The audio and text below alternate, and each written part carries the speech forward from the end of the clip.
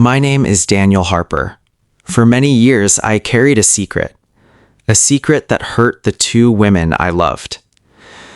I never planned for it to happen. I never wanted to hurt anyone. But life does not always ask what we want. When I was 32, I had a good life. I had a loving wife named Emma. I had a beautiful little son named Noah. I had a stable job. And every evening I came home to people who loved me. Emma was my best friend. She knew when I was tired. She knew when I was worried. Sometimes she understood me better than I understood myself. One night, she smiled and asked, "Daniel, what would make you happy right now?" I laughed softly. "This dinner." She rolled her eyes. "You are impossible." Those small moments meant everything to me, at least back then. Then my father died. One phone call changed everything. After the funeral, I returned to work. I smiled when people looked at me. I said I was fine, but I wasn't. Something inside me felt empty. Every day felt heavier. Every night felt longer. Emma noticed. Of course she noticed. One evening, she sat beside me. She gently touched my hand. "Talk to me." I looked away. "I don't know what to say." "You don't have to be strong all the time." Sometimes I wanted to tell her everything, but I couldn't. Instead, I said, "I'm okay." It was a lie, and it became the first crack in our marriage. A few months later, a new employee joined our office. Her name was Olivia. She was confident, funny, and always full of energy. She was different from Emma in many ways. At first, she was just a coworker, nothing more. Then, one rainy afternoon, a storm trapped us in the office parking garage. For almost 2 hours, we sat in my car waiting for the rain to stop. For almost 2 hours, we sat in my car waiting for the rain to stop. We talked about family, dreams, childhood memories. Then, somehow, we started talking about pain. She looked out the window and said, "My mother left when I was 10. I did not know what to say, so I simply listened. And for the first time in months, I forgot about my own sadness. Before leaving, she smiled. "Thank you for listening." That simple sentence stayed in my mind much longer than it should have. Weeks passed. We became friends. We shared coffee breaks. We exchanged messages. We talked about life. Nothing inappropriate, nothing romantic. At least not at first. Every time my phone buzzed, I hoped it was Olivia. And every time I realized that, I felt guilty. One afternoon, she sent me a message. "Bad day?" I stared at the screen, because Emma used to ask me the same question. Something was changing, and I knew it, but I was too afraid to face it. Then came the night that changed everything. I arrived home later than usual. The house was quiet, too quiet. Emma was sitting at the kitchen table. She wasn't eating. She wasn't reading. She was just sitting there, waiting. "Everything okay?" I asked. She didn't answer. Instead, she pushed my phone toward me. My heart stopped. The screen was lit. A message from Olivia was open. I slowly looked up. Emma's eyes were full of tears. She whispered, "Daniel, who is Olivia?" And in that moment, I realized my secret was no longer a secret.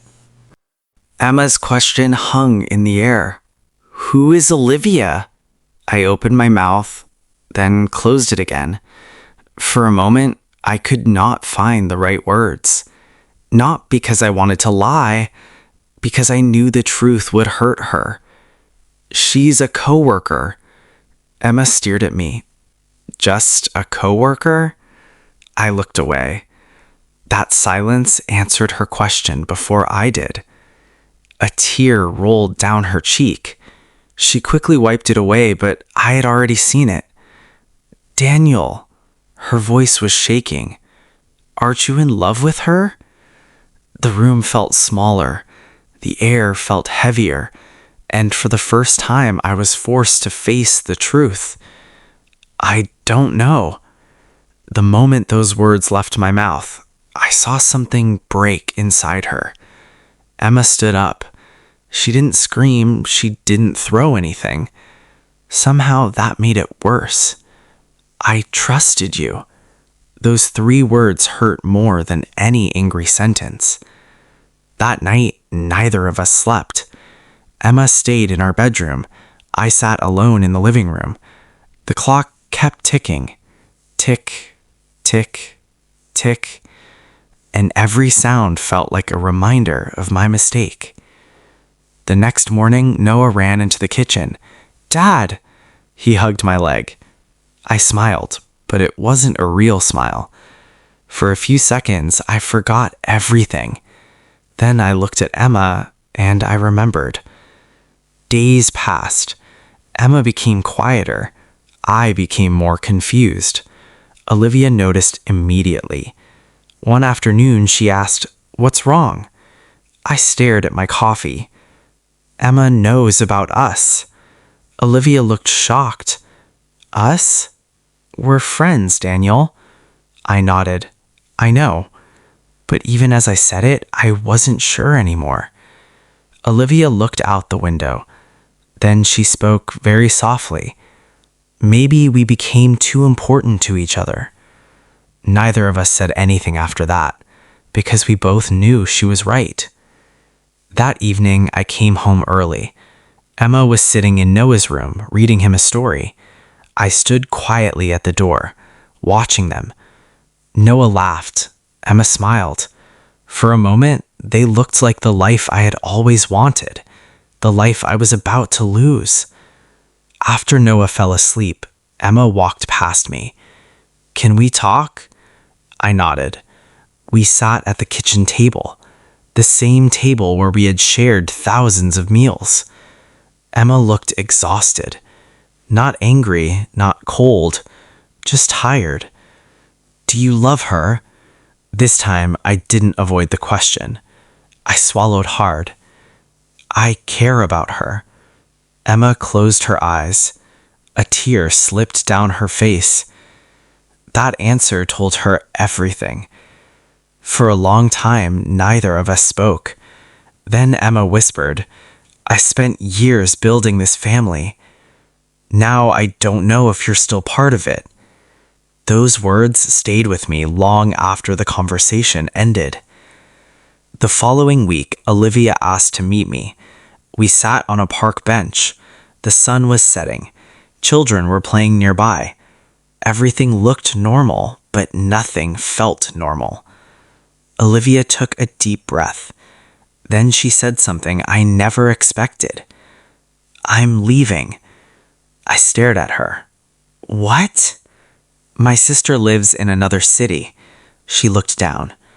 "I got a job there." Pause. I felt my chest tighten. "You're leaving because of me?" She gave a sad smile. "I'm leaving because staying is hurting everyone." For the first time, I realized she was suffering too. She wasn't trying to steal anyone.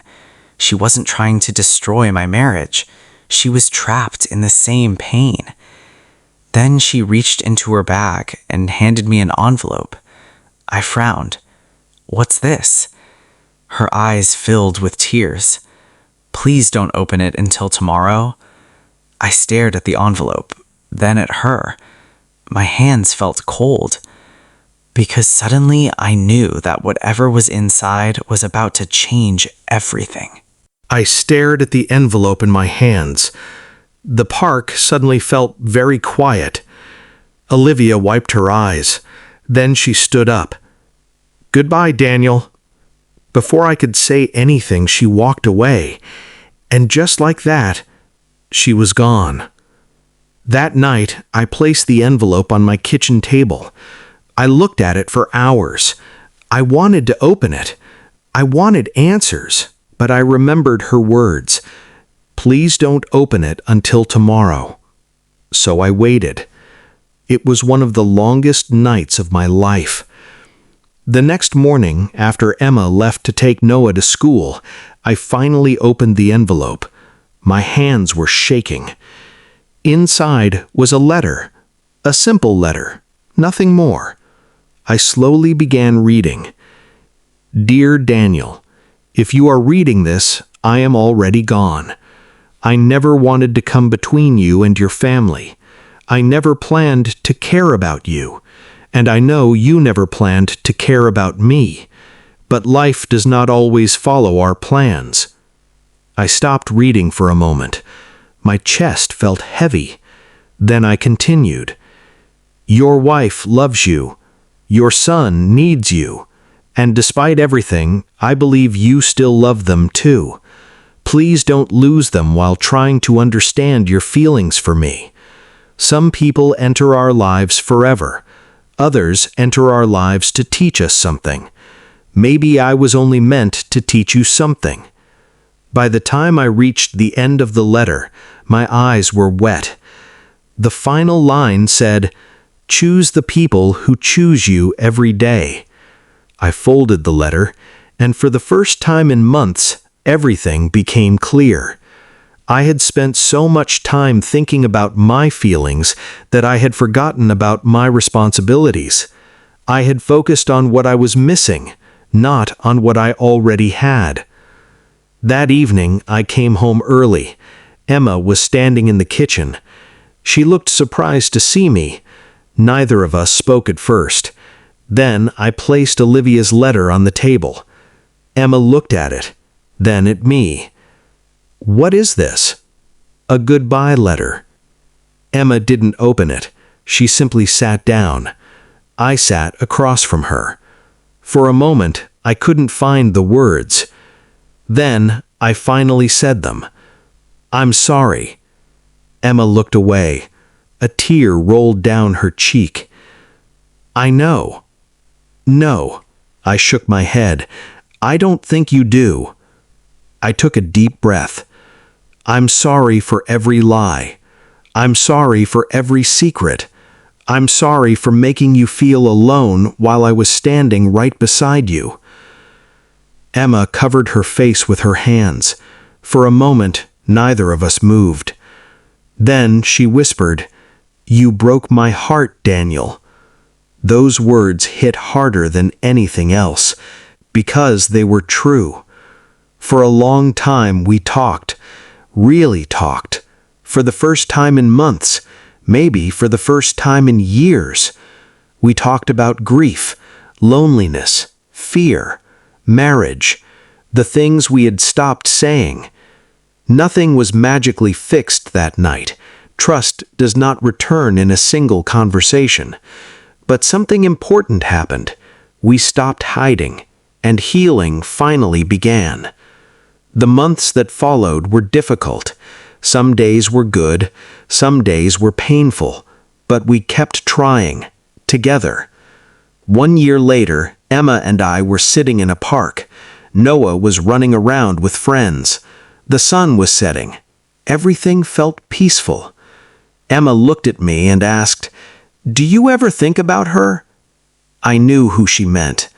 I looked toward the sky, then I nodded. "Sometimes." Emma squeezed my hand. "So do I." I looked at her surprised. She smiled sadly. Because she helped us see what was broken. For a moment, neither of us spoke. Then I realized something. Emma wasn't angry anymore, and I wasn't trapped in guilt anymore. Life had moved forward, not perfectly, but honestly. Today, many years later, I still keep Olivia's letter, not because I am in love with her, but because it reminds me of an important lesson. Love is not only about feelings. Love is also about choices. Every day, every conversation, every promise, every act of trust. I loved two women. One taught me how beautiful love can feel.